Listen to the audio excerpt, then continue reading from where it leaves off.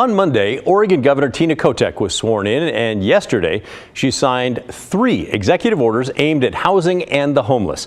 It was her first full day in office, and it was pretty darn busy.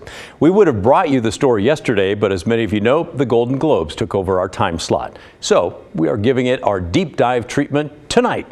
And in a few minutes, Blair Best will join us with a reaction to these gubernatorial decrees. But first, let's hear from Governor Kotek on what each order is meant to do. Executive Order 2304 establishes a statewide housing production goal of 36,000 housing units per year and creates the Housing Production Advisory Council to develop a comprehensive budget and policy recommendations to meet that goal. That goal represents an 80% increase over recent construction trends. Second executive order number 2302, declares a state of emergency due to homelessness in regions of the state that have experienced an increase in unsheltered homelessness of 50% or more from 2017 to 2022. And unfortunately, that includes most of the state. People are currently becoming homeless faster than we have been able to rehouse people who are living outside. And then finally, working in tandem with these 2 orders, Executive Order number 2303, which will direct state agencies to prioritize reducing both sheltered and unsheltered homelessness in all areas of the state, not solely those in which a state of emergency has been declared. And those agencies should be using all their existing statutory authorities to do this. After that, the governor went to a desk to sign each order. She's in the temporary office space inside the state library. And then she took reporter questions. Remember, on Monday, the governor said she wants a $130 million investment to help at least 1,200 people get off the streets within a year. And the first question she faced was about all that money. You'll also hear a follow-up from our Blair Best about the breakdown of those dollars. We have to bring urgency to this. It's not enough to sign executive orders. So that $130 million investment, I will be encouraging our legislative leaders to work with me to move those resources as soon as possible to prevent more people from becoming unhoused, to help create more transitional shelter, and to provide more services to those folks who are living on the streets. It is an early investment, but is simply not going to be the entirety of the package we need to do, but trying to do that as quickly as possible to get those resources out into the community. Governor Kotek, just quickly doing the math here, the $130 million in that investment package, it breaks down to about $108,000 per person if you're going to use that money to help 1,200 people. That's quite a lot of money for each homeless person. Is that how it will break down? Well, we'll be able to share more of those details in the coming days, but think about it this way. It's both rent assistance, which looks different than, building a new shelter, plus providing services. So it breaks down in different ways, but we'll try to get you that info as soon as we can.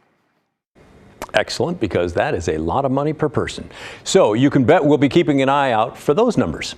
You've been sending us your thoughts as well, including Robbie, who said, Kotec's executive orders are nothing more than lipstick on a pig. The orders are a wish list with no mechanisms or teeth to actually make a difference.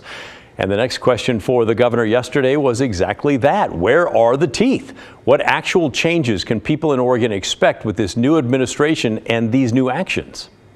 So in the state of emergency as it relates to unsheltered homelessness, I would point out the key issue right at the beginning there, setting up an incident command structure, an emergency management structure, similar to what we do when there's a natural disaster. And this is a man-made disaster. This is a humanitarian crisis.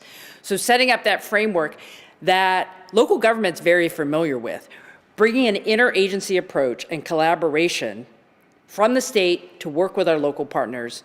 So not only technical assistance and leadership, but also resources. We all have to work together in a new framework if we're going to make progress.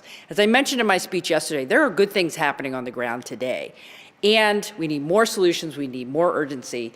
And that executive order talks about creating that emergency management structure, which I think is a new tool to the issue right now. The governor also emphasized that in her proposed budget, she'll be asking for money for behavioral health as well as housing, saying that those two issues have to be worked on together. Of course, it's no secret that you can see the effects of those issues every day on the streets of Portland. And before we get to reaction for these executive orders, we want to show you how the press conference ended yesterday. It was a bit of a tense moment after a reporter asked how Kotec would bring the state together, saying that people in rural Oregon have felt dismissed or forgotten by those in Salem. The governor said she hopes that people continue to believe in the promise of our state, and then went on to say that she wants people from rural Oregon to be at the table when talking about things like housing. And that was supposed to be the last question of the press conference, but the reporter fired back a quick follow-up, and here's how it went.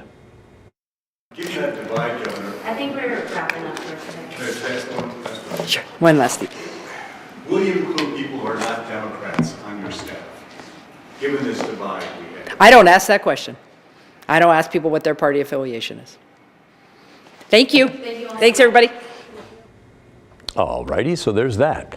Here's my opinion on all this. I've covered lots of Oregon governors as they've launched their administration over my 32 years. My first was Barbara Roberts. Everyone comes into office with loads of energy and plans to right the ship of state. But the governor can only do so much. It's the legislature that controls the purse strings of the state, and that determines what really happens. We can assume that lawmakers will mostly go along with Governor Kotec since her party controls the House and the Senate, but then again, that's not a guarantee of success. Still, there are hopeful signs for all Oregonians who agree with her progressive leanings. Kotec is a veteran lawmaker who was the House Speaker for nearly a decade and definitely knows how to operate the levers of power. It's unclear whether she will play nice, though, with Republicans or anyone who disagrees with her, although she has promised to embrace all ideas. We shall see.